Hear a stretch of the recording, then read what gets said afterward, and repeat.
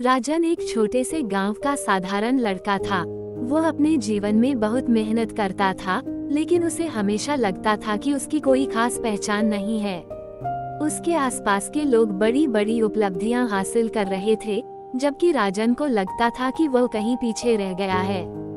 वो अक्सर खुद को कमतर और दूसरों से कम महत्वपूर्ण महसूस करता था। एक दिन राजन ने अपने दादाजी के पास जाकर अपने मन की बात कही।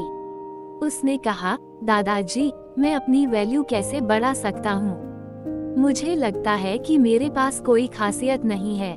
मेरे दोस्त बड़े बड़े काम कर रहे हैं और मैं कुछ भी नहीं कर पा रहा।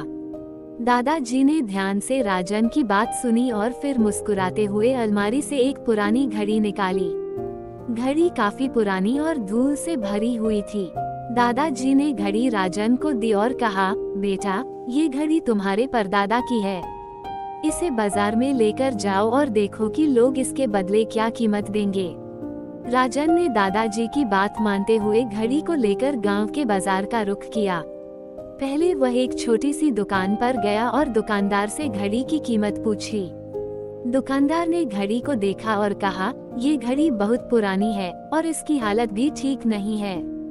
मैं इसके बदले तुम्हें 100 रुपये दे सकता हूँ। राजन को ये सुनकर निराशा हुई। वो वापस घर आया और दादाजी को सारी बात बताई। दादाजी ने उसकी बात सुनी और फिर कहा, अब तुम इस घड़ी को शहर के एक घड़ी विशेषज्ञ के पास लेकर जाओ। वहाँ देखना क्या कीमत लगती है। राजन ने वैसा ही किया। वो शहर के एक बड़े घड़ी विशेषज्ञ के पास पहुँचा और उसे घड़ी दिखाई। विशेषज्ञ ने घड़ी को बड़े ध्यान से देखा और उसकी आंखों में चमक आ गई। उसने कहा, ये घड़ी तो बहुत अनमोल है। यह एक दुर्लभ और ऐतिहासिक घड़ी है जो सैकड़ों साल पुरानी है। मैं इसके बदले तुम्हें लाखों रुपए देने के लिए तैयार हूँ। ये सुनकर राजन आश्चर्यचकित रह गया। उसे समझ नहीं आया कि गांव के बाजार में इसकी कीमत 100 रुपये थी और यहाँ ये लाखों रुपए की बताई जा रही है।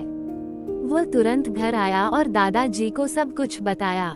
दादाजी ने हंसते हुए कहा, देखा बेटा, ये घड़ी की कीमत इस बात पर निर्भर करती है कि इसे कौन देख रहा है और कौन उसकी कदर कर रहा है।